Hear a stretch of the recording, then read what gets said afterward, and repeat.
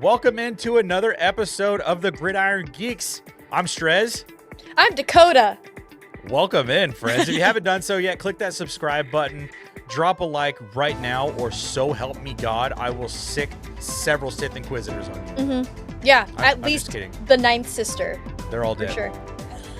By the way, I'm doing a live playthrough of Jedi Fallen Order on Twitch. Oh yeah, I saw that. It took me 26 minutes to defeat the second sister. Where am I? What planet am I on? It's the first planet that you fight her on, right? That's yes. Yeah. I can't think of the name of the planet. It took me 26 minutes, 9 different attempts. I was like, this is so stupid. I rage quit that game.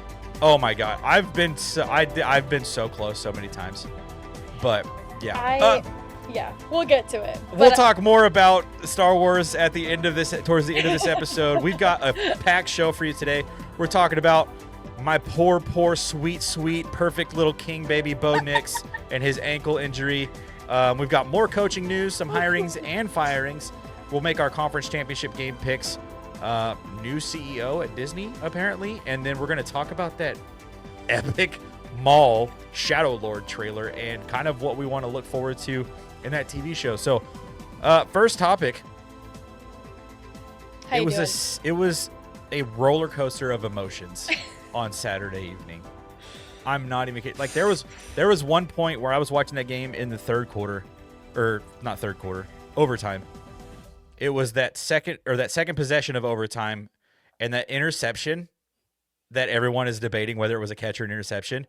I literally stood up and screamed for so long that I literally blacked out and hit the ground. Landed straight on my shoulder. Oh my god, you didn't like tell it was me like that. I wasn't like a full blackout. It was like everything got really dark. Like, you know when you stand up too fast you get lightheaded? Yeah. It was like that, but like times 20. I went straight down and my cat looks at me. She's like, "What are you doing?" My cat Ahsoka, by the way. Right. She straight up just looks at me. She's like, "What are you doing?" And then I stood back up, and then they go on to win. Bo Nix played perfect in this game. I mean, close to perfect. And they win this game, and I'm on my way to get Raisin Canes to celebrate, which, yeah, I know. Shut up. It's unseasoned. I love Raisin Canes. What? I soak it. I'm a sauce guy. I just soak it in the sauce. I don't even care. The sauce is what makes it. It's exactly. better than Chick-fil-A. Sorry, exactly. My opinion. And I get home, and I've got so many comments on my video that I posted on TikTok celebrating the victory. They're like, "Oh my gosh, Bo Nix. Oh no, Bo Nix." So I was like, what is everybody talking about? Right. I open up Twitter, and my whole feed is just, Bo Nix is out for the season. He broke his ankle on the second to last play of overtime. He's getting surgery on Tuesday. And I literally fell off like the emotional cliff. Like I was so high, like Mount Everest. And just right when this hits, slap in the face. I'm like, are you kidding me? It was just a tragic way for the Broncos season to, it's not coming to an end. Like they still have a really good chance in this football game. But like to lose your starting quarterback, to lose the face of your franchise, to lose the guy that's like your team captain, like everybody on all the Broncos players just call him 10. Like he's got a nickname amongst his players already, which 10 is more than 9, by the way. I'm just going to throw that out there. I knew you were going to make a joke. But anyway, this injury was just like, it's been interesting because it's kind of taken over a lot of conversation outside of like the Bills imploding from this game. People are talking about this injury like it was one of the most shocking pieces of news after a game that people can remember, specifically like this point in the year and in the playoffs. I haven't been handling it well. Most of Broncos country hasn't been. But like, it's just an outsider's perspective. Like, what were your thoughts on that game also? And then what were your thoughts on kind of the Bo Nix injury afterwards? So I will spare you what is being said in Vikings Twitter, because as you know, the Vikings fans have a very deep hatred of Sean Payton. Of course. The tamest I will provide to you is my little brother texted me and said, this feels like Bo Nix is cashing in Sean Payton's karma. And it's almost unfair to me because if I want Sean Payton to have his karma, I don't want it taken out on Bo Nix. I want it taken out on Sean Payton. Yeah.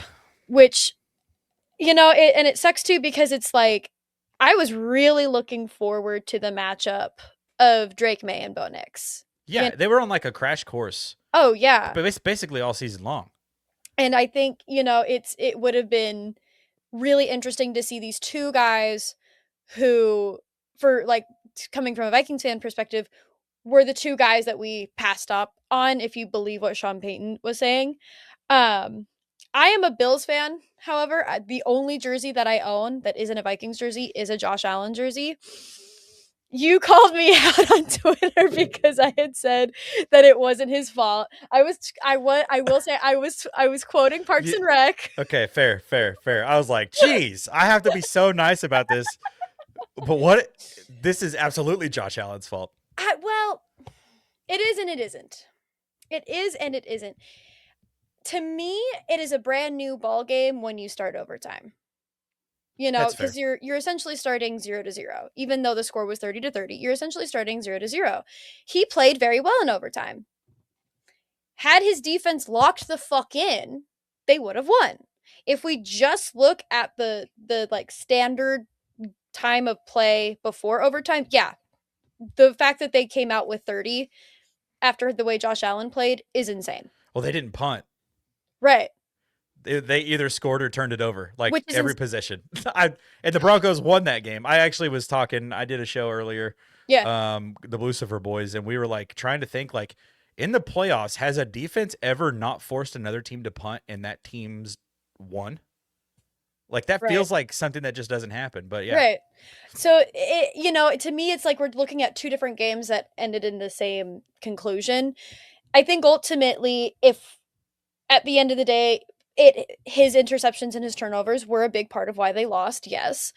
But I think, and again, I am a little bit of a Josh Allen apologist. I feel like it comes down to when you're a quarterback in the situation that now has been brought to light in the situation that is the Bills.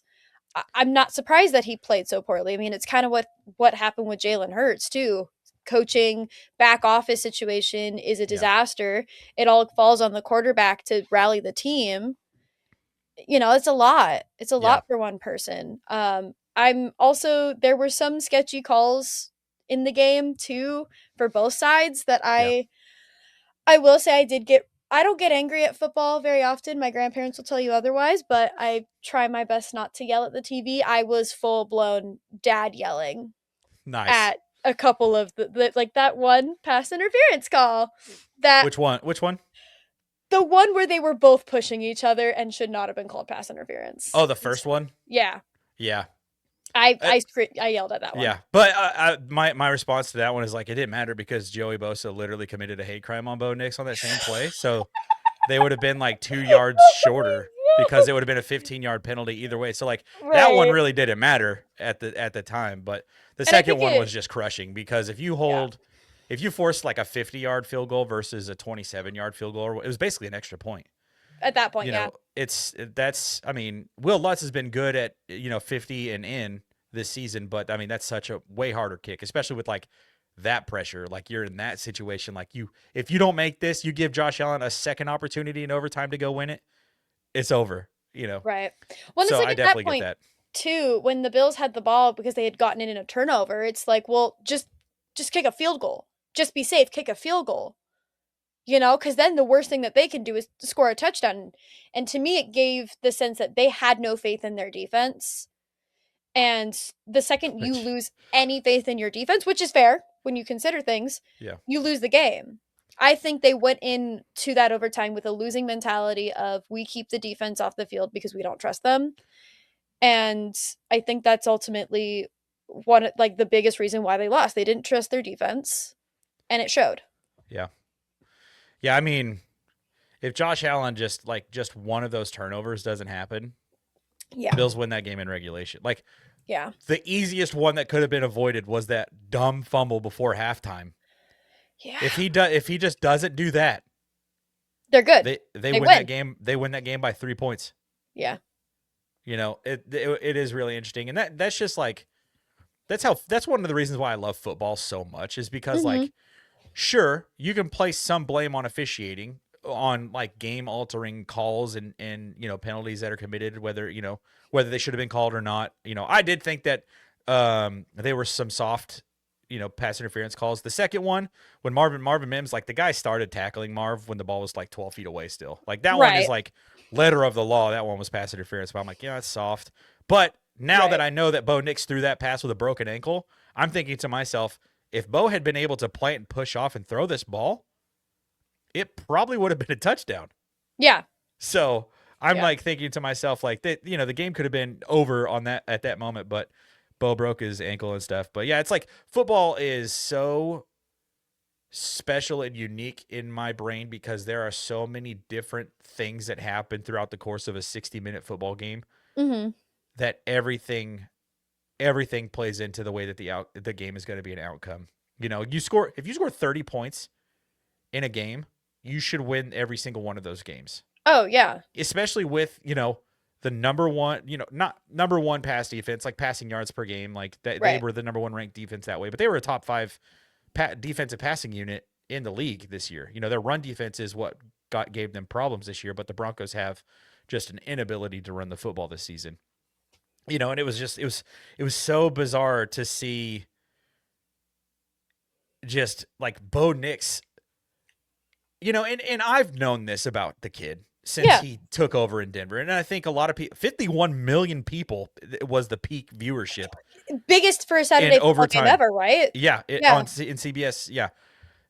51 people got to see like what Broncos fans have been seeing and saying about Bo Nix for 2 years now. Like he is so clutch, it's disgusting. Yeah. He makes all the right plays when he is trailing.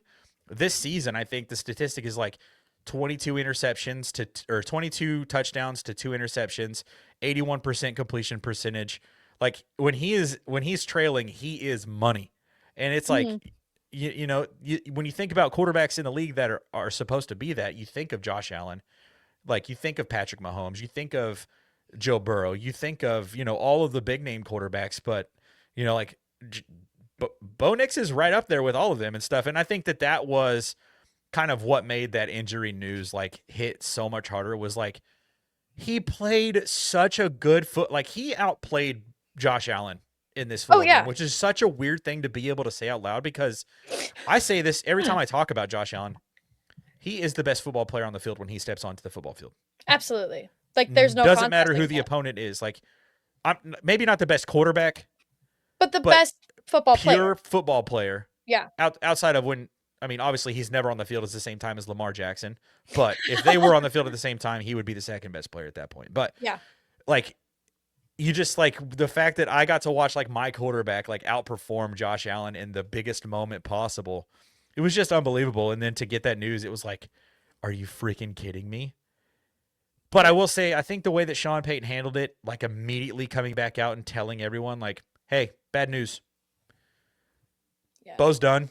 He's got to have surgery, and Stiddy's ready. I think doing that immediately really helped this week. I think in Broncos country and probably like national media, like nationally, people thinking about this football game. I do think that he handled that properly, which you can people say keep it under wraps, don't tell anybody until you absolutely have to. But it's like I don't like that. there's going to be a plane flying to Alabama with all of the Knicks family on it. Yeah. It's going to get out like at some point. So, yeah.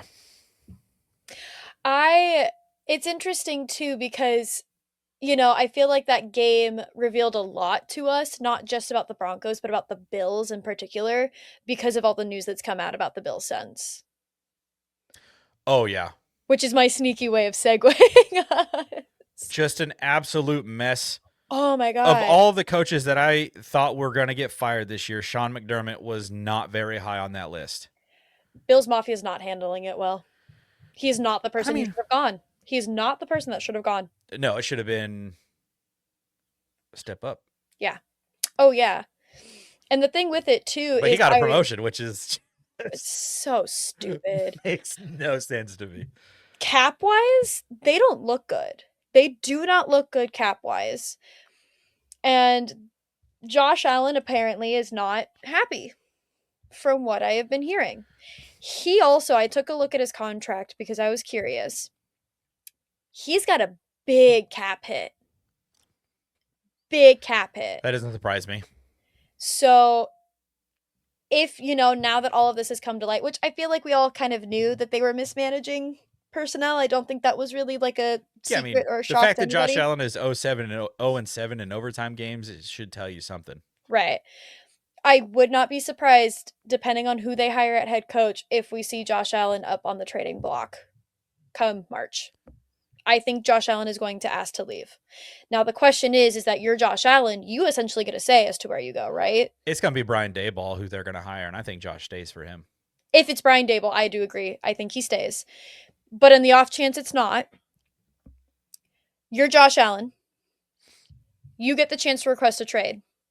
Obviously, you're not just going to go anywhere. You're not just going to go to one of the teams that absolutely needs a quarterback. Yeah, I'm sure he has a no trade clause too, so he'll get to pick. He does not.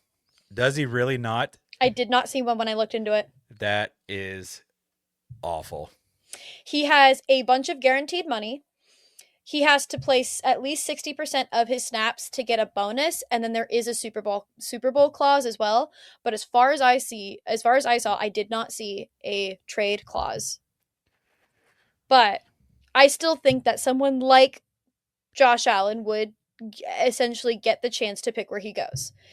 Looking at all the teams that need a quarterback, and you're Josh Allen, you're not going to go to just like the Raiders, right? You're going to go to a team that you actually think can compete. Please, God, no, don't go to the Raiders. Of all the teams that you think can compete if they had a better quarterback, and you're Josh Allen, where do you go? I know where I would go. And this isn't my bias talking. Just looking at the personnel. Well, I mean, you know how I feel about the quarterback situation in Minnesota.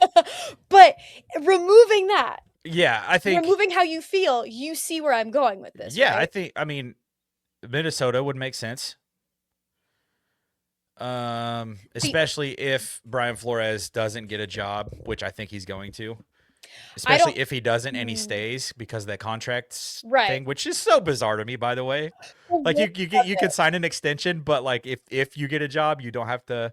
That's weird. The wording of it is interesting. The way that people are reporting that is if he doesn't get a head coach job, then he stays. And it's funny because it comes on the heels. So Strez and I were talking about this earlier. I had accidentally texted Strez like yesterday when this news dropped. Oh yeah, about the Chargers hiring, being like, or not the Chargers, the Ravens hiring the Chargers defensive coordinator. I was like, they hired him, and this is weird on the heels of this. And Strez was like, no, I haven't seen anything yet. And then it came out today, and I was like, I saw the future. My dyslexia is psychic. I think the only other place that takes him is the Ravens or the Steelers. And if he doesn't go to the Steelers, he's staying in Minnesota. Pittsburgh would be crazy. He fits there. He does. He does fit there. Pittsburgh has got a dog waiting on the bench right now. Mm-hmm. Mr. Will Howard. Mm-hmm. Ohio State national champion. Ben Roethlisberger 2.0. I don't think that I don't know. It's going to be great. Well, the issue is going to be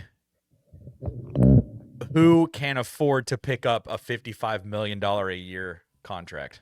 Right. Like he's the second highest paid quarter. I just pulled it up because I was curious what it was. And he just signed this in March. Last year. Yeah. This last March. Yeah. Yeah. So 330 million, six years, 250 million guaranteed. Right. 55 million per year. However, I believe a bunch, I think, I don't remember how much, but I know a good chunk of that still stays on the bill cap. I don't remember how much because I know they added some void years on there. That would make sense. And I think the way that some of that stuff works too is, no, I think that's with a release and then a re-signing. Like however much a team pays, it offsets how much you still owe. I should be an expert in this because of how much we had to friggin' pay Russell Wilson. But which we don't have to do that anymore next year. We get $35 million back in cap next season. See, that's huge. If you guys, knock like on we're wood. Already so far ahead of schedule, which is crazy. Like we're in the AFC Championship game with $35 million worth of cap money being spent on a quarterback who's not even on our roster. Right. Like that's a Jamar Chase level weapon that you could go out and sign. It's a Jordan Addison. I mean, 35 million a year is a lot. Like that's a lot of football player Which for. But you could also just go get two like really, really, really good players if you Oh want. yeah. But I honestly, I want one $35 million player. Like the Broncos don't have one of those. You The Broncos before boat with including Bo Nix. Yeah. The Broncos have three on offense, 3 first-round draft picks Damn. on Well, if you had offense. Jordan Addison, you'll have 4. Or no, is it off Garrett Bowles, Mm-hmm. Bo Nix. Bo Nix? Yeah, I think that's right. And then our other first-round draft picks like on our team are like Jahdae Barron, he's a rookie. Yeah. Patrick Surtain. I They don't forgot have- you guys had Patrick. Yeah, we don't have a lot of like first round talent. So if we were able to go out and spend, because it's been so many years of like trading for quarterbacks, like Yeah. just wasting picks, and we're so behind the 8 ball and stuff. But we're like finally getting out ahead of that now. So it's kind of great. But yeah, this Bo Nix thing is going to be tough to overcome, but we'll talk about it here a little bit when we get to the preview. I think they're going to be okay. But I think yeah, they'll be fine. the coaching news. Who else? So Jesse Minter took the job Mm-hmm. at Baltimore. Yes. Did you see the Ravens post on Twitter? No, what did they post? They post. Oh, the winter is coming thing? Oh, dude, it goes so hard. It says Minter is coming, and it's like got snow on like this Raven statue, and I'm like, dude, this went goes pretty really hard. hard. As much as I hate Jesse Minter, like this goes so hard. Pretty hard. And of course, I had to throw my shots out there. His 1-year show cause penalty is over in April, so if this doesn't work out, he can finally go back to coaching college football after being banned from coaching college football for a year. That's true. That's true. Mike McDaniels, Mm-hmm. offensive coordinator in LA now for the Chargers. Which is so interesting to me. I am not excited about that because the last time he had a functioning offense against the Denver Broncos, he scored 70 points. Well, but they don't have a functioning offense until they fix that O-line. So I Well, think you're good for right now. Their issue is Rashawn Slater and Joe Alt were hurt all season long. I That's think fair. once they come back, they'll be okay. Yeah. But yeah, just the thought of having Justin Herbert in a Mike McDaniels offense just like Disgusting. gives me the heebie-jeebies. Like I really hate it. But as the saying goes, Charger's going to Charger. It just happens every year. They'll choke. So, It'll be fine. And then has there been anything else? Any other hirings so far? No hirings, but my favorite news is the amount of head coaches apparently that the Browns are reaching out, or head coach candidates that the Browns are reaching out to, and they're all going, They're hiring everybody. "Thanks." Yeah, they're like, we will literally hire anyway. So if you're interested, if you're watching this, Yeah. you're interested in being a head coach in the NFL, give the Cleveland Browns a call. It's like those TikToks where it's like the Super Bowl is coming up and I've never played football. What if they asked me to coach? Well, that it's real now. It's a reality. You could. You really could. I think I saw a thing the other day. This is like a super nerd stat, EPA per Mhm. play. Their Yay. quarterback room consists of the 3 worst EPA per plays quarterbacks in the last 3 seasons. That makes me so happy. That's what they It's their get. karma. It's honestly, it's Oh, what they get. So great. Okay. Free Miles Garrett. Dead gummit. Miles Garrett. If you got hired as the Browns head coach, what is the first thing you're doing? Say it on Cutting cutting Deshaun Watson. Yes. And then making a trade package for Bo Nix. Even with his injury, I don't care. I want Bo. Give me Bo. Give me him. Give me him. No, that's so funny. Yeah. That is interesting. Vance Joseph, Broncos defensive coordinator, has been interviewing for some jobs. Their passing game coordinator, Jim Leonard, has also been getting some interviews. The Vikings fired their offensive lineman coach. Thank God. That'll come in handy. Thank God. A good O-line coach, I don't think people realize like how important they are. Oh my God. I have known for the last, how long ago was Kirk Cousins on our team? 2 years ago. I've known for a while. I have known for a while. Yeah. No, I still remember my O-line coach from college, Coach Wable. Shout He out Coach Wable. he something he we'll talk about it differently. Should I We had not a really talk we had a about really weird relationship, but Oh, he was a good coach. I'm trying to think if there's Comfort Kevin Stefanski went somewhere. did he Miami? Yes. Yeah. One dysfunctional quarterback room to another. Have fun. Good luck. Have fun with it. Actually, I know we didn't post this on the agenda, but I feel like it's important to talk about the NFL awards nominations came out. They did. They did come They out, did. and a couple of them. I'm very confused by a couple of them. I feel like you and I are confused about one of the same ones, and it happens to be one of the comeback player of the year. Oh ones. no, Really? You're not surprised by who I'm surprised by? no. I actually didn't look at the comeback player of the year award. Oh, let The me tell you. nominees. Let me tell you, and then I think you'll understand why I'm confused by this one. So it's Trevor Lawrence, which I agree with. Dak Prescott, here, okay. Aiden Hutchinson, which I hate, but that's not the one I'm talking about. Christian McCaffrey, clear and obvious winner. Stephon Diggs. Was he hurt last year? No, Weird. or at least I don't think he was. He may have been Was he hurt last year? like the last couple of seasons. Wait, is Bo Nix now eligible for this award because Or he's next gonna year? for next season? Well, do you have? I don't think comeback player of the year necessarily means that you were injured, though. It just means that you bounced back from last year. Well, if that's the case, then Sam Darnold should have won it last year. T. And I will stand my ground on that. I do think that they made some like rules about it. I noticed. I don't think that they released the Oh, I guess he was injured last year. Protector of the Year finalists. Mm-mm.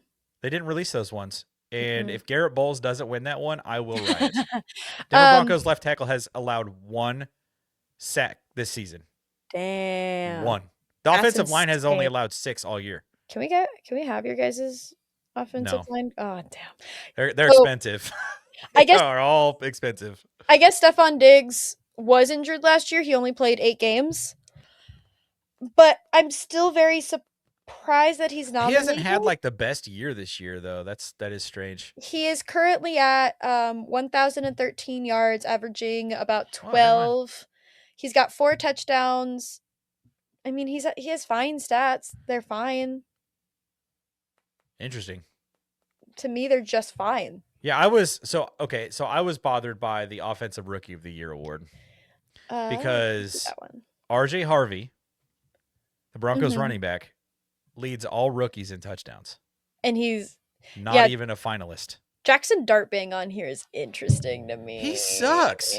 Well, when you consider the whole there are some of the choices on here. Yeah, I'm like, it's so weird. Some of it's so weird. I think. Who do you think's gonna win MVP? It's a 2-man race. Who do you think it is? Matthew Stafford. I agree. I think it's Matthew It's Stafford. just a bummer that they're both gonna lose on Sunday. Is that what you think? You think Matthew Stafford's gonna lose? We'll see. We'll get into that right now. Conference championship matchups are set. AFC championship game happening in Denver on Sunday at like 2:00 Central, 3:00 Central. It's a really weird time frame. Patriots at Broncos. Patriots opened up as a 4.5 favorite. The line immediately moved to 5.5 points, but has recently gone back to 4.5. Mm-hmm. So some money is being put back on the Denver Broncos. Hey, what are you feeling in this game? What are you thinking? Oddly enough, I feel like it could go either way. Yeah. You know, I thought that if anybody could stop that Drake May defense or that Drake May offense, it would be the Texans, and clearly I was wrong. Well, I mean, they did a good enough job. The issue is the Texans offense couldn't stay on the field. Yeah. I don't know. Tell me about your backup. Tell me a little bit about him. Jarrett Stidham. So he is actually the quarterback at Auburn that Bo Nix replaced after he graduated and was drafted, which is really interesting. So they've known each other for a very long time. Interesting. They are best friends. Their wives are together all the time. Jarrett Stidham was a 4th-round draft pick. He was drafted by the Patriots to be Tom Brady's backup. Yeah. And then after that, the Patriots brought in Cam Newton and then just moved on from Jarrett Stidham. Jarrett Stidham went to the Raiders after that, I believe, with Josh McDaniels wasn't the head coach there at that time. But he went to the Raiders and kind of served in that backup role behind Derek Carr for a couple years, and then played the Derek Carr, we're going to get rid of you, but you have an injury clause, so we're going to sit you, and Jarrett Stidham's going to start the last 2 games. And in those two games, Jarrett Stidham lit up the 2 defenses that went to the Super Bowl that year. Interesting. With the Raiders. And then the first thing Sean Payton did when he got the job in Denver was sign Mike McGlinchey, right tackle, right guard Ben Powers, and quarterback Jarrett Stidham. Those were the first 3 things that he did. Sean Payton has believed in Jarrett Stidham. He's been in the system for 3 years with Sean Payton. He's got a year on Bo Nix in the system. He's been in the league for like 8 years at this point. I think around 8 years. I think he's like 29. Has a very good arm. I don't think it's a great arm. Has a very good arm. Good pocket presence. He's like more athletic than I think people realize. And I mean, he's when he came in place of Russ, when we sat Russ so that he couldn't get injured, so that we could release him for the last 2 games. He did it in back-to-back seasons, which is just the most bizarre thing ever. Really funny, yeah. He played pretty well in those 2 games with the Broncos 2 years ago. Okay, I have my pick. It has nothing to do with stats. Hear me out. So Jarrett Stidham is number 8, right? He's number 8 on the Broncos. Yeah, and Bo Nix was number 10. 8 plus 10 is 18. Stop. No. That's not kind of where I'm going, but not really. Okay. Let's hear it. So number 8 is my lucky number, fun fact. And Jarrett Stidham's birthday is August 8th. 8-8. Oh. And he's number 8. So because that is my favorite number 3 times, which is an angel number. 888. I'm going to go with the Broncos. That's a good way to pick your team, honestly. I mean, and I like the pick. Do you have a score prediction? I don't have a score prediction. I think it'll be close. I think it'll be a close case. Yeah. I'm going to go 30-27 Broncos. Dang, that's a lot of points. Very good very good offenses.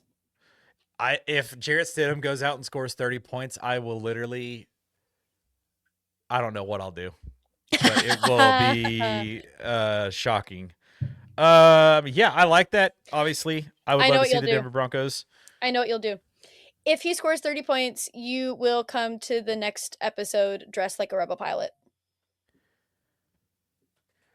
I don't even know how I would make that happen. I Disney bound. I got my outfit put together already. I'll do it with you. I got the helmet and everything. I don't even know how I would make that happen. I will come dressed as like a Sith apprentice.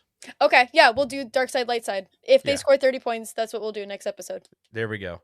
Yeah, I like the Broncos in this one. I think people are overreacting to kind of some of the conversation around Jarrett Stidham taking over for the Broncos and Broncos country still being confident in the football team. They're taking this as we don't think it's a very far drop off from Bo Nix to Jarrett Stidham. That's not what we're saying. We're saying that the other 23 players that are going to be on the field for 60 plus snaps each, 7 of them are all pros. Right. If this defense, whom we have seen the Patriots give up 10 sacks in the last 2 playoff games, the Broncos defense have the best pass rush in the NFL. They lead the league in sacks. They lead the league in pressures. They lead the league in QB hits. Right. They lead the league in QB hits generated by their defensive tackles. Right. They have the reigning defensive player of the year on their team in Patrick Surtain out at corner. They're not playing. They played 2 good defenses leading up to this game. I have argued all year long that the Texans are probably the best defense in the league, and the Texans were able to really get after Drake May in this one. Yeah. The part that I think separates this game from the last 2 games against the Chargers and against the Texans is that the Chargers and Texans offensive lines Mm-hmm. are so bad that the Yeah. quarterbacks haven't even had a chance to make anything happen. Yeah. CJ Stroud made some dumb decisions, but for the most part in that football game, he was not even able to like make the time to make the decisions. Yeah. So the Denver Broncos have the best offensive line in the NFL. They gave up the fewest sacks this year. They lead the league in pass block win rate, and they're like top 5 in run block win rate. They're Mm-hmm. not playing the same kind of offensive line that they've been playing the last 2 weeks. And on top of all of that, notwithstanding the Jarrett Stidham of it all, Yeah. the Patriots have never won a playoff game in Mile High. Interesting. They are 0-4. And I know Patriots fans want to, have been, throwing this stat out there that they're 8-0 on the road this season. The Broncos have won 15 of their last 16 home games. See, to me, that is the biggest thing. Right? And I think on top of all of this, with the fact that Bo Nix, their guy, their captain, their quarterback, the face of their franchise, just got hurt and doesn't have a chance to lead them into this AFC Championship game, I think the fans are going to be even louder, which I think at this season, the Broncos stadium, like the fan base has shocked me. I have never heard it this loud before on TV. They're going to make it very difficult on the Patriots offense. I think also knowing that their guy isn't there, I think every player on the Broncos, especially the defense who knows that they need to play an A+ game, they're all going to step it up a level. Beyond just knowing that it's the AFC Championship, they're going to be like, okay, also, Bo Nix is literally on the sideline on a scooter with his foot in a boot right now. Which I love. I'm sorry. I don't know if that's what he's going to do, but I think that's what I think he will. I think they he didn't will. put him on the IR, so he can be on the sideline. Right. That is one of my issues because there are even times, regardless, where even if a player is on the IR, they are still with their team. They are still on the sideline, which is, not to go on a side tangent, why I hate Patrick Mahomes so much. Homie was in a suite. Yeah. He was in a suite. Regardless, that to me is he's worth $500 million though, so that to me is everything. I am a huge fan of the fact that quarterbacks know their team depends on them and want to be a leader while also acknowledging, I think part of the issue with this era of the NFL is how heavily QB dependent we are, despite the fact that, and Philip Rivers said it best too when he was playing, the league has shifted how they view quarterbacks. The quarterback no longer calls out patterns and whatnot in the defense. It's up to the center to do that now. But the pressure that is put on the quarterback is larger than it ever was. I mean, we have people talking about quarterback stats. We have people talking about specifically quarterback wins, whether that's a stat or not. And I think so many people, it's not. It's not. It's like halfway a stat. It's like if the quarterback's bad, of course they'll lose. If the quarterback's good, of course they'll win. But I mean, the point is that, like you said, there are 23 other guys on the field. And to me, to say that just because your quarterback goes down means you'll lose is a defeatist mindset. And does this come from a Minnesota Vikings fan who had to sat through Josh Dobbs and Carson Wentz? Absolutely, hey, the Pasternak got you guys one. Exactly. Carson Wentz got us one with a messed up shoulder. It's just, it's as simple as how well coached and how well does your team operate. I think if you are an undercoached team that clearly has some turmoil happening within the organization, you're not going to do well. Yeah. But if you are as much hate as I like to give on Sean Payton, that man knows how to lead a team. He's a damn good coach. He knows football. The football piece of everything. I always have a fun time like watching him in press conferences because I'm like, I believe like 17% of the things that he said in this. Like the other 83%, like he's insane. What is he talking? Like he knows he's a fibber. He knows he's fibbing. But it's such a good. I mean, let's be honest. The NFL, and not that I'm saying that the NFL is rigged, but the NFL loves a good underdog story. The players love a good underdog story. They all love the ability to come together to rally, and I think no one wants to see the Patriots back already. No, God, no. It has not been long enough. No. And that kind of goes into my pick for the NFC. A Yeah. little bit. Well, so I'm taking the Broncos to win this one 23-21. Right. That's my score So we're prediction. both It's really going to be, close by 3 points. yeah, I think it's going to be a Well, you close two. game. And I'm like, also like 6.3 out of 10 confident in that pick. Okay. I'm excited to watch the game. It's been so It's long, since the Broncos have been in the championship game. So I think that game will be and way we're playing more with house fun to money. watch. Right. Yeah, the Broncos are playing with house money. Like at this point, like we're not supposed to win this football game. Right. I want us to win. I think that we can win, but they're gonna have to play an A+ game to do Right. it. But yeah, NFC Championship game in Seattle, on Fox. Mhm. The AFC Championship games on CBS. Tony Romo, Jim Nance, and then on Fox, Not 5:30 Central, 3:30 Pacific time for you. Tom Brady and I forget the guy that he calls it with. Joe Davis? Maybe, I don't know. I don't think the Broncos had a Fox game like that I watched this I don't all think season. so. So they're on the call for this game. Seattle is a 2.5-point favorite at home, and the over under is 46.5 points in this one. The Vikings fan is gonna, if the Seattle Seahawks win, the Vikings fan base may explode. Yeah, after they let Sam Darnold walk. It's I always hate conversations like this in the NFL because hindsight is 2020. Yeah. We either keep Sam Darnold and have the same issues we do again with Sam Darnold, or we let him walk and we try it out with a, either way. I don't think we would have been where if we kept Sam Darnold, I don't think we would be where we are where the Seahawks are right now. I will stand on that. I don't think quarterback is it's one of our issues, but I don't think it's the only issue. Honestly, I don't think if we kept Sam Darnold that we would be where the Seahawks are. People might be mad at me in the Vikings fan base for that, but y'all need to grow up. Eventually, we got to move on from these veteran quarterbacks, okay? Eventually, we got to. I am taking the Seahawks. I love Puka Nacua. I love him as a football player.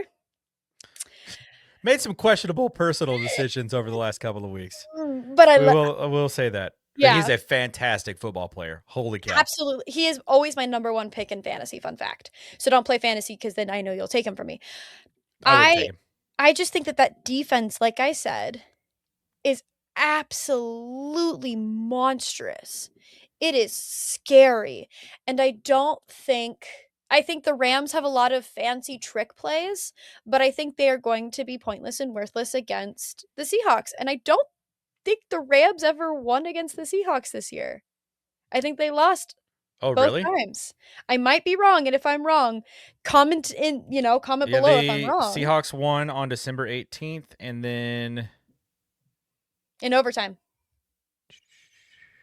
No, they lost in November, but it was a 2-point game. They lost in November against the Rams, and it was a 2-point game. Yeah, 2-point. The Seahawks lost by 2 in November, and then won by 1 in overtime in December. So this has everything, like all the makings of being a fantastic football game. A generational football game, yeah. Yeah. But there is something about that defense. There is something. So legacy game for Matt Stafford too. Oh yeah. But I mean, there's that. I told that story about my dad and when Matthew Stafford won the Super Bowl. Yeah. There is a small part of me that feels that way too. But I don't know. There's the fact that they are very underutilizing their run game has me concerned. The way that I feel like if you take, which I think one of their running backs is pretty injured. Banged up. Yeah. It's who is it? I don't remember who it is, but I think Blake Corum got banged up. You. His knee got banged up. I think it just ultimately comes down to whose defense can put the most amount of pressure on the quarterback. And the defense I trust the most to do that is the Seahawks. Yeah. Defense. Yeah. Sam Darnold is still banged up, but I mean, it didn't seem to bother him last week, whatever he was going through. Hey, don't sleep on my boy Drew Lock either, though. I still got his jersey locked and ready to go if he has to come in. It's like, listen, I also think that Matthew Stafford is playing for his job a little bit and playing to prove a point. In a conversation I had with my babushka, she believes that this is his peak. that this is Matthew Stafford's peak. That this is as good as he is ever going to get for the rest of his career if he were to stay in the NFL. And I think I agree. I mean, he's like 36? 37. 37? Mm-hmm. The fact that he's still this good is just shocking. Right. It's just like, I think the fact that Tom Brady was so good for so long, I think people are thinking that all quarterbacks can do that, and that's just not the case. Well, and when you think about Aaron Rodgers at 37, he was still on the Packers. He still had a fairly decent Packers team. It was, a lot of the guys were aging out and whatnot, but still fairly decent, but still couldn't manage to get to a Super Bowl. Yeah. Yes, Matthew Stafford is more talented than a 37-year-old Aaron Rodgers. In fact, he's more talented than Aaron Rodgers most of his life. I said what I said. But bold. But I don't know. Which actually, we missed a part of coaching news. Matt LaFleur getting extended. Oh, that's right. He did get an extension. I thought you were talking about the coaching matchups in the conference championships. Being Sean both games are Sean versus Mike. Yep. Weird. So we could either have a Sean Mike Super Bowl, a Sean Super Bowl, a Mike Super Bowl, like Mike Sean? Yeah, Mike Sean. The combinations are endless. It comes down to which NFC, AFC, like where's the Sean, where's the Mike? I think the Sean is going to be the AFC. I think the Mike is going to be the NFC. Yeah, shout out Mike McDonald. Him leaving Baltimore is why Baltimore is in the state that they are. Yeah, absolutely. And I think John Harbaugh played into that also on top of that. So mixing those two things together. Mike McDonald is one of the best defensive minds in the game right now. And with the guys that they have on that defense, specifically in the back end, like 3 of their cornerbacks have like the best average yards given up per route run in the dime package. I think some super nerdy Pro Football Focus thing that I saw today, which they were all like 2nd, 3rd, and 5th. Because first place was Patrick Surtain. Right. Because he's literally the best at playing cornerback in the NFL, and I will die on that hill until my final breath. But no, I think this is gonna be a really good game. I think this is 2 good defenses. 2 very good defenses against 2 great offenses. And I mean, it's in Seattle. Seattle's one of the craziest places to play. It's one of the loudest stadiums in the NFL, probably the 2nd loudest behind Arrowhead. And man, I don't know. I don't know if I could trust Sam Darnold still because I'm just waiting on that January meltdown. You and me both. Like it's January. This game will be played on January 25th. Like this is literally the last chance for it to happen. He's dealing with that oblique injury, but he looked fine last week, and he's got another week of recovery on top of that. So I think he'll be okay this week. He had a rocky start, but he locked in. So yeah, I think once he got hit a couple times, he's like, wait, okay, I'm good. He went. Like I know exactly. I know exactly what that feeling is. Like I had in my senior year of high school, I separated some ribs and I strained my intercostal muscles and I missed 1 week and I had to get this medication that was like a topical pain relieving ointment. Yep. And when I put it on, like I couldn't feel anything and I felt invincible, but I was so scared to get hit the first couple of times. But as soon as I took my first hit, I was like, wait, I'm good. I think I can do this. It's the adrenaline that kicks in once you get hit. Yeah. The Toradol, the adrenaline, like all of that plays into it. So I think Kenneth Walker looked amazing last week. I think he's going to look amazing again this week, especially because it's going to be just him because Zach Charbonnet tore his ACL, unfortunately. So he's going to be out for the remainder of the season. So it's going to be the Kenneth Walker show. And I think Jackson Smith and Jigba, first of all, go Buckeyes. Second off, he is so fantastic. He is such a good wide receiver. He is go Buckeyes. He's just I say every time I bring up an Ohio State football player like from any team, I will say go Buckeyes. But yeah, I think I'm going to take the Seahawks in this one too. I think I'm going to take the Seahawks winning this one 27-23. I dig it. I think Seahawks cover. I think 27 Seahawks for sure. 14 Rams. Wow. Couple turnovers. Yeah. Matthew Stafford did not have a good game last week. So, which is understandable because he's been in LA for a few years now. They're an indoor team and he was playing on literally a tundra. And they're playing outside again, and I think it's supposed to be kind of cold in Seattle. Yeah, Seattle's not quite Chicago, but it is colder than an indoor stadium for sure. Um, does it actually? I think it has the weather forecast on here. See, I always do the weather app because I 40 like. is expecting 44 degrees at kickoff. Oh, So that's mm, perfect football weather. Oh my God, god. I wish I was there. In One last, Seattle. yeah, oh yeah. Just get me at any football game. I want to be at any football game all the time, constantly. I will say one last little sports news that has nothing to do with football.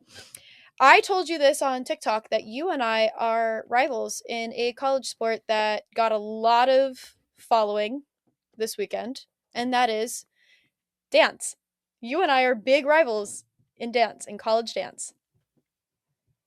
Isn't that I interesting? I I I I will tell you this. Yeah. I only like Ohio State football.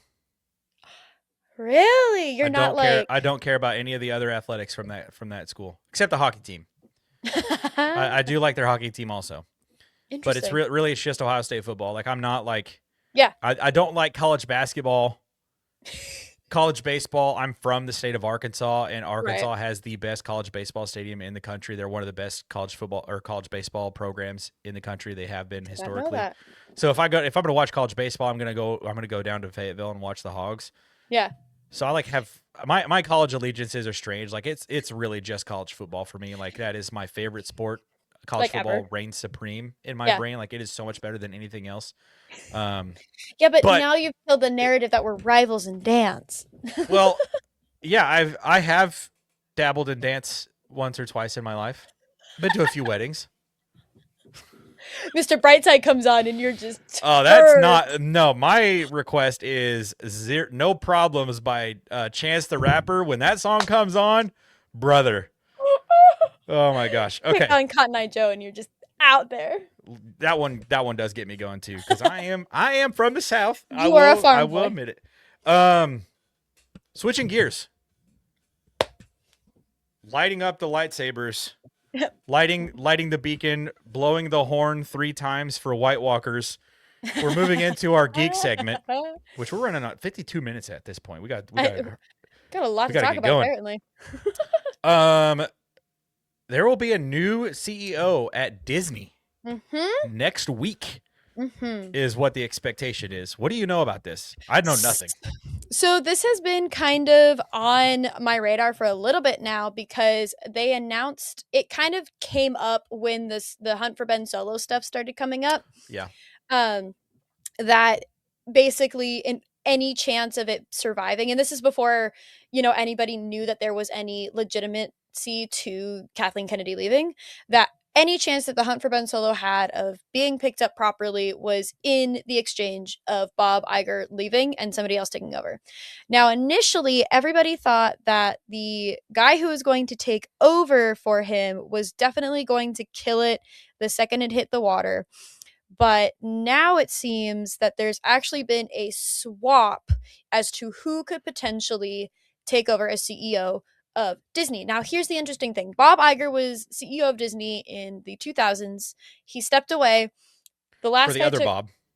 for the other Bob, who decimated Disney. Part of the reason it is still a mess today, movie wise, park wise, streaming wise, you name it, has to do with the previous Bob. So the investors were like, Bob Iger, you got to come back. I don't know if he's fixed everything entirely. I think he is treading water.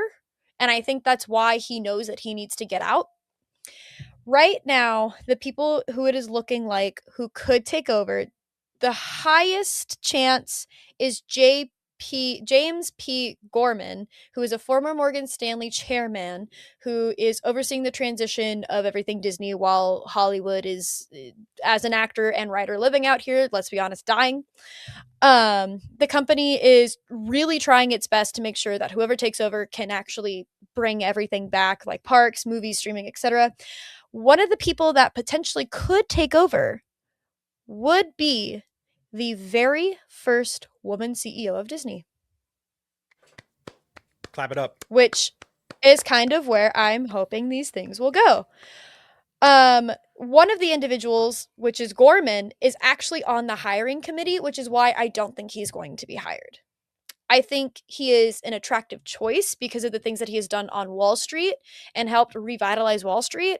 And so, a lot of people think, well, he could revitalize he could revitalize Disney, but I think the fact that he's on the board, he's a no-go.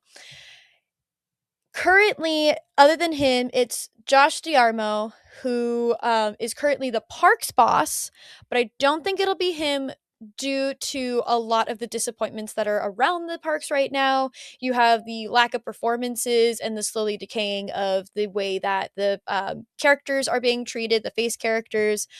So my bet is you have executive who does television and streaming for Disney, which is Dana Walden, which will be the first woman to ever lead the company. You also have the movie studio head, Alan Bergman, or the ESPN chairman, Jimmy Pitaro. I don't think it'll be the ESPN chairman. I think he needs to stay just because of all of the things that are happening within ESPN, which leaves you to Dana and Alan. So you have your television streaming executive or your movie studio head.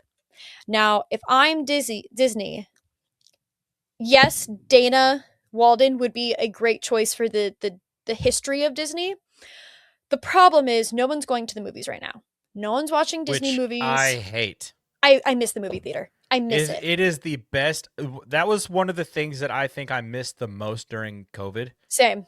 Was like the movie going experience. Like it is one of my all-time favorite things. And it might just be like that's why we're hosting this show is because we love going to the movies. Like I'm thinking already like, oh my God, Mandalorian and Grogu comes out on a Thursday night. We have to go to it. And that whole episode is going to be devoted to, to just like, that. Yeah. Just that show. Like I'm thinking ahead because like going to the movies is so important to the two of us. So that is an interesting take. Oh no, I'm absolutely right now. Like I'm dog sitting next week and I'm like, okay, the first thing I'm doing is I'm paying off that bill and then I'm going to the movie theater and I'm seeing The Lord of the Rings. Oh, that's right, because they are doing. Are they re-releasing all three? Mm-hmm. Ugh, And they're you absolutely it's the extended editions. You have to. I've tried so hard so many times and I can't do it. Maybe you need to see it in the movie theater. Like that's the thing. How many orders of nachos do you think I could go through? Good Lord. Because I'm a movie nachos person. Like I'm not a popcorn. I'm a nachos guy. I'm a popcorn person. But I think you go with the movie guy. I think you go with Alan Bergman.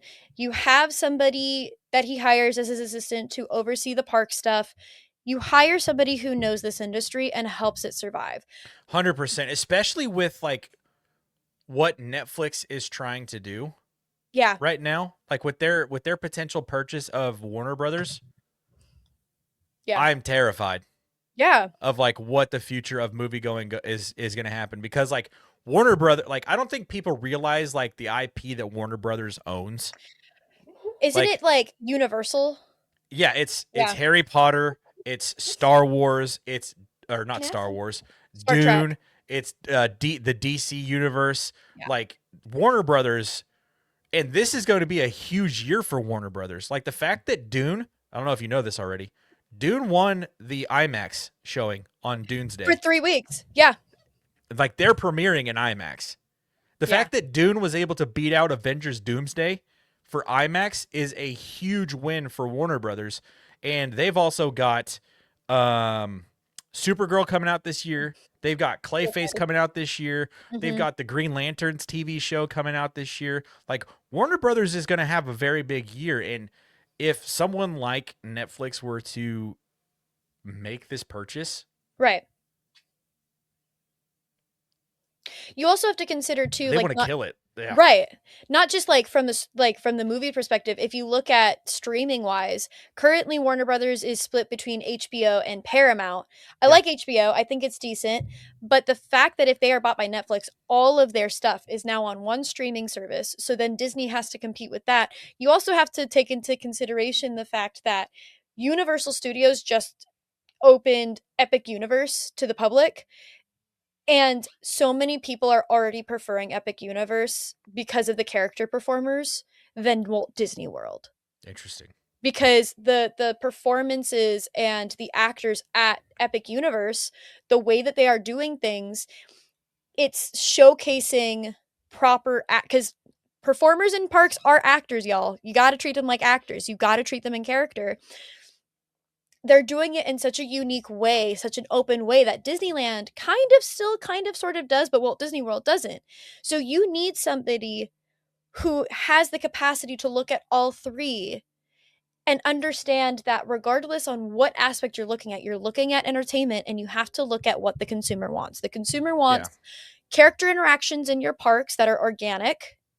They want the ability to go to the movie theater, and they want cheap but largely accessible streaming services. Yeah. And Warner Brothers Netflix has the potential to kill you on all three fronts. Yeah.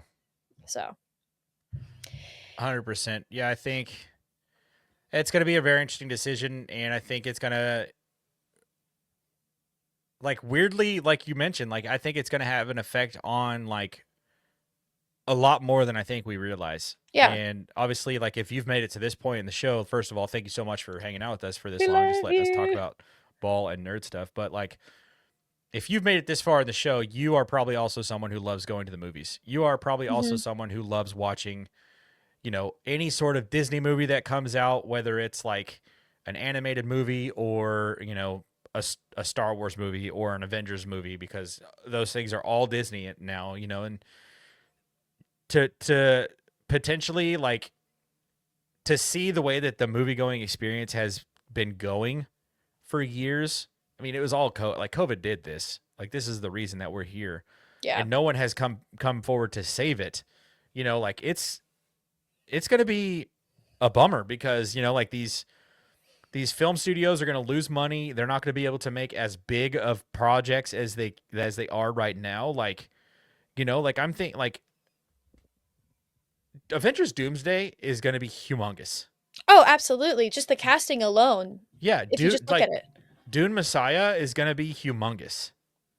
Like, the those, I'm just thinking about those two movies because they come out on the same day. You know, Right. like, Mandalorian and Grogu is going to be humongous, right? And everybody in my Twitter mentions is, and my Instagram comments and TikTok comments are griping about, oh, Darth Maul. This show is another animated show.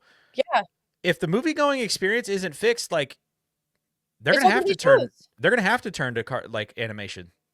They're which gonna is have to turn interesting. to, like, small budget TV shows. Which is really interesting because the animation aspect of Hollywood has been struggling for so long because of the work conditions and the way they treat Yeah. artists that eventually we're gonna do a complete 180 and be forced to go back to brass tacks. Well, Lucasfilm.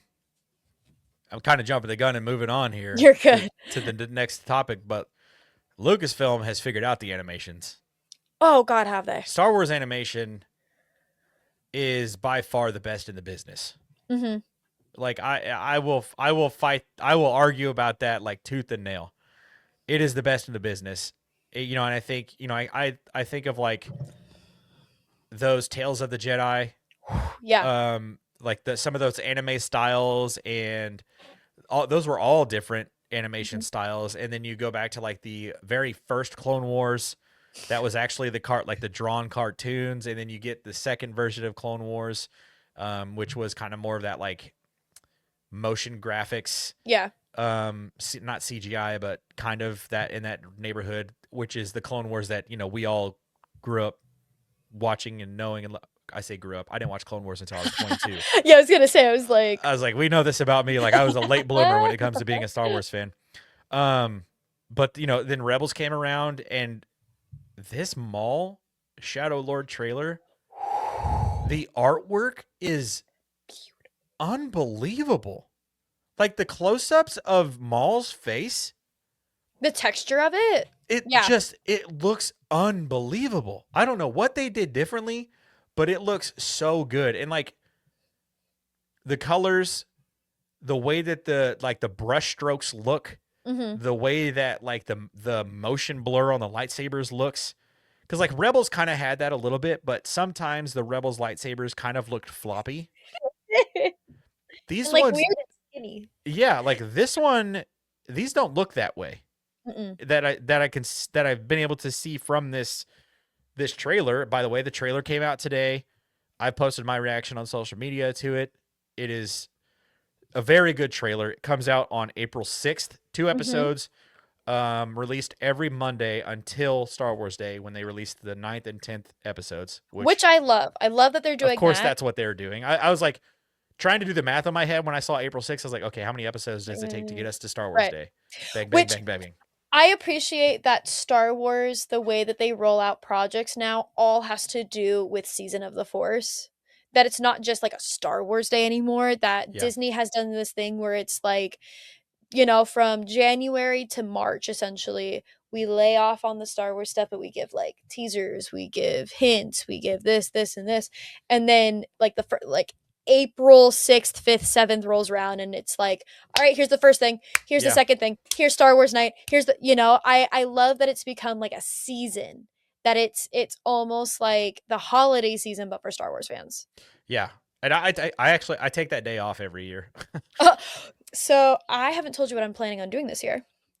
I have decided that I am going to Star Wars night this year, and I am going on May 4th. Nice. Is that a Disney park thing? It is Disney. Yeah, they do after hours events all the time. Oh, Um, cool. and I've always wanted to go to Star Wars night, and because I am an annual pass holder, I get first dibs on tickets, and I get Okay, discounts okay, big shot. on said tickets. Out So here flexing. Speaking of flexing, that trailer, beautiful. what was your first impression when you watched that? I mean, we've already talked about like the Yeah, artwork and the animation, like the content in the trailer. What was your first impression? for me, the fact that they are either setting up Darth Talon, or that this new apprentice that he's taking on is going to become Darth Talon, or they're completely rewriting it and putting in somebody new. To I me, could see that them do is that. the most interesting part of it. Yeah, And the fact that she's so I being an actor and a writer, I think a lot about color theory in films, specifically color grading and whatnot. And so for me, the fact that she is pink is interesting to me because Darth Maul is red. He's red and yeah, black, very stereotypical evil people colors, right? Like you think evil people, you think black, red, dark colors, right? Pink is often associated with softness.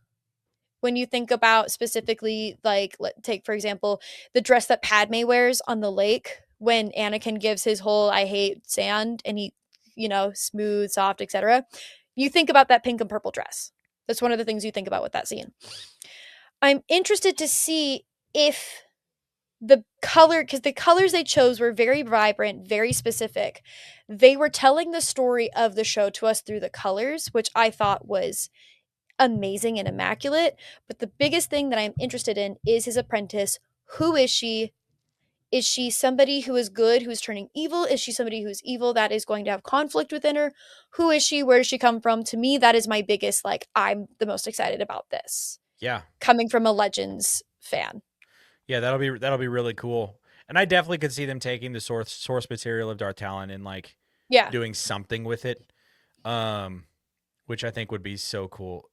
Yeah, I think I've watched this trailer probably 6 times today, and like my third time watching it, there was a point like halfway through the trailer where I'm like, I paused. I was like, there are 3 Zabraks right there. Like it's not just Darth Maul. I don't know who these other Mhm. two are because obviously Savage Opress is dead. I Which don't is know so who sad. these other two are. Yeah. One of them was like shooting this like machine blaster thing. It was like so cool. No Yeah. idea if the other one has a lightsaber or a blaster or what. Like I have no Right. clue what that is. Are they Maul's brothers? Like real brothers? Like Did he from liberate? Dathomir? Did Yeah. he Did he? liberate Dathomir? Like what is this going to look like? Because I saw a interview. Yeah. Sam Witwer was talking with someone, the voice of Darth Maul. Yeah. But he's voiced Darth Maul For like, now since the Clone Wars. yeah, since the Clone Wars. Before that, he was Star Killer He in was the Star Killer. Force Yeah. Unleashed game. And he's done the voice of Maul through Clone Wars, Rebels, that final season of Clone Wars that came out a few years ago. Did And now did he do Solo? Was that him in Solo as well? I think that was an actual actor. Oh, They could have done the voice for that though. I wouldn't be surprised if they did something it like could have that. been him in the Get Up too. Who knows? That's true. That's actually good. I'm gonna go look that up when we get off here. But so Sam Witwer, the voice of Maul, was doing an interview, and he obviously he loves this character so much. Like he loves Maul, and he was talking about this kind of in the timeline of things. Who I was looked it? it up. You're not gonna believe who it was. Was it Ray Park? It was Ray Park. Yikes. We're not even going to talk about that. So he was talking in this interview, he was mentioning that this takes place about 8 to 10 years before Solo. Yeah. So after Revenge of the Sith, before Solo, and he was talking about how it's kind of a story about this character who knew about the plans for the Empire and is watching the Empire become what it becomes, but being not involved in it at all. Which is so When he interesting to was me. the original right-hand man, I say original right-hand man to Darth Sidious, Emperor Palpatine. Right. Like, he was his original right-hand man, and then everything, goes awry. Obi-Wan Kenobi, Bernie, cut. They move on, and then he, uses his hate to stay at light. The whole of the lore behind Darth Maul, which is just an incredible story in and of itself. Yeah. He's talking about how in this show, we're actually going to be struggling with the humanity of Darth Maul. Like the humanity of him, like making him like real to us and not just this hate-filled, revenge-seeking, I want to find Obi-Wan Kenobi and end his life Maul. It's a completely different side of him that we've never really seen before. And it was something that Sam was talking about, and I was like, that is really cool. Which I think is great for his character because, we see how it ends. Which, by the way, Sam did the voice for him in Solo. So it was Ray Park doing the body, Sam doing the voice. Interesting. Continuing. Perfect. Right. It's interesting, too, because we do see Darth Maul's eventual death. And it's very soft. Yeah. It's at the hands of Obi-Wan Kenobi, and it's very soft. And so I think it's going to be really interesting to see that middle aspect, because we've seen the beginning. We've seen where he comes from, what happens to him, how his hatred leads him. This is genuinely the only villain, it's not an origin story, but only villain story where they give humanity to a villain that I'm actually okay with.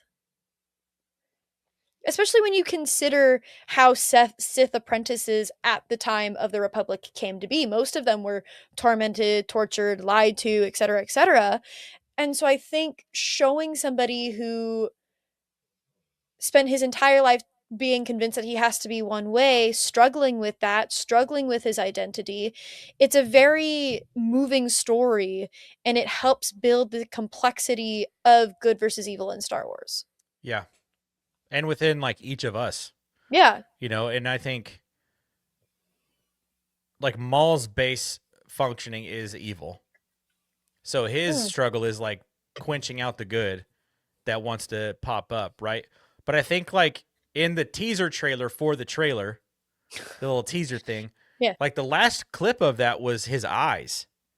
And the Sith eyes, I'd never really seen Darth Maul's eyes as bright yellow as they were in this scene. Yeah. I was like, wow, that's like very, very, very dark side. Yeah. So it'll be interesting to see kind of what happens, where it starts out. We're going to get, they showed 2 Sith Inquisitors, which both of these Sith Inquisitors got clapped by my girl Ahsoka later on in their life. So, which, since we saw Inquisitors, I'm excited to see more of early days of what Kenobi showed us. I'm excited to see that. Yeah. Because I know a lot of people have gripes about Order 616 and how many Jedi could have survived, etc. I'm also interested to see how these Inquisitors play into Darth Maul. Are they hunting down Darth Maul? Or is Darth Maul helping them? Are we going to see other Jedi? Yeah, there was a line in it where it said the Emperor wants you dead. Right. But to me, it's you go up against Darth Maul, you're going to die. Yeah, I mean, Obi-Wan Kenobi. Qui-Gon Jinn, like one of the most powerful Force users of all, in the beginning, right now that they've like really created way more powerful Force users now, but like at that moment, like Qui-Gon was it, right? He was the guy. He was the first one to discover how to go be a Force ghost. Like that was Qui-Gon Jinn. Like that's his thing. So, but like that, my point to that is that yes, we have that lane, but it's like we know that these 2 survive. That's true. Yeah, and I think. So, what deal does he make with them? Yeah, and you wonder, who is talking to who is saying that to who. Maybe they're talking that could be that Jedi. Yeah, it could be her. Um, I actually noticed it because I'm like so aware of like trailer tricks now. Yeah. There's a part in the very beginning where he's like, "I will show you the true empire," or something like that. I can't remember the quite words.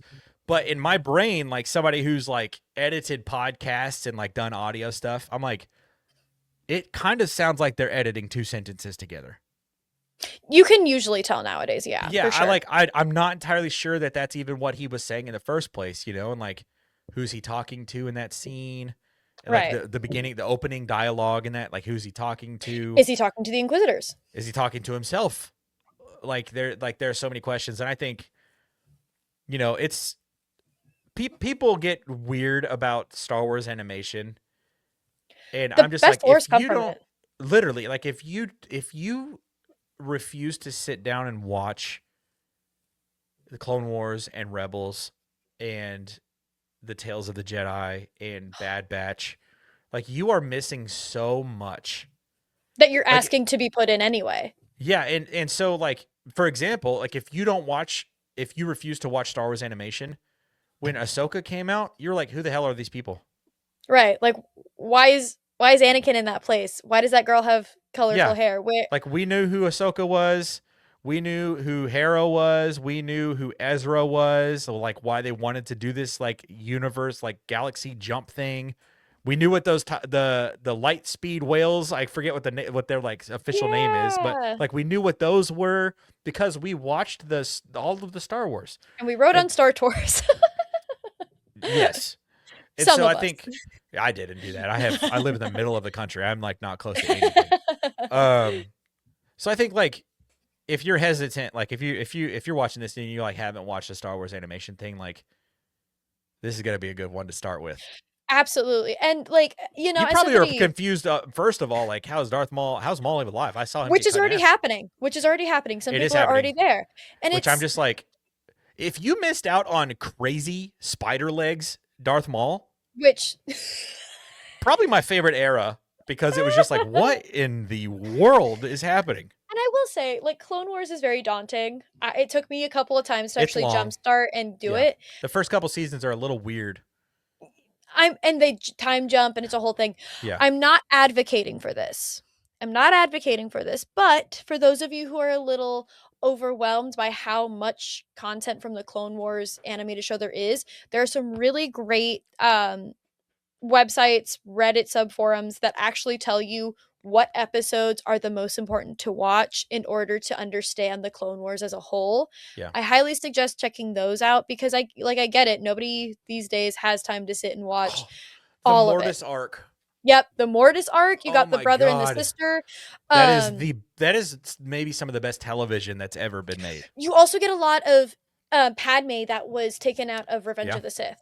Padme has some of my favorite episodes where the entire episode is just focused on her being a diplomat. Like there's one where she visits a friend of hers who's a separatist, and like the fact that during that episode you realize that there are people on the separatist side who view things the same way as Padme, where they're both like, this is ridiculous. We should just be having conversations. And it really humanizes the other Yeah. side of the separatists. Which And is leads her to that conversation she has with Anakin, where it's like, have you ever considered that we're on the wrong side? And so just look, like, if you don't want to sit and watch all the Clone Wars, I understand, but please at least like look and find some of the important episodes so you can understand Maul. Because I'm sure somebody's already made like a list of like what to watch before Maul. oh, for sure. It'll probably be like all of the stuff that Yeah. like him talking about his story, how he stayed alive, and then him going to Dathomir, Oh, the Dathomir stuff for sure with with the the Night Night Sisters, Sisters. and Yep. him them giving him his legs back, and The Mandalore stuff at the final season. yeah, it's the Savage Press storyline, like all of that. I think there's a lot of stuff out there, a lot of lore for Darth Maul here. So yeah, this show's gonna be awesome. Comes out April 6th. They're gonna do like I said, 2 episodes every Monday leading up until the finale on Star Wars Day. And I will be streaming all of those on Twitch. So Oh, nice. not the shows themselves. I'm gonna do like Right. live watch alongs and stuff. So Yeah.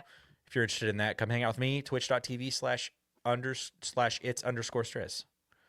And also Hell yeah. follow what's your Twitch Yeah, so my thing. Twitch is twitch.tv/Western Dakota, all one Western word. Dakota, yeah. I play Star Wars games, I play Marvel Rivals. Sometimes I do really fun charity streams where I play Dungeons and Dragons with my friends to raise Which money how for much money have you guys raised so far, by the way? So, I'm currently doing a charity stream raising money for the Minnesota Immigrants Rights Action Committee, and we have raised $1,190 within our first 3 games That's out so of fun.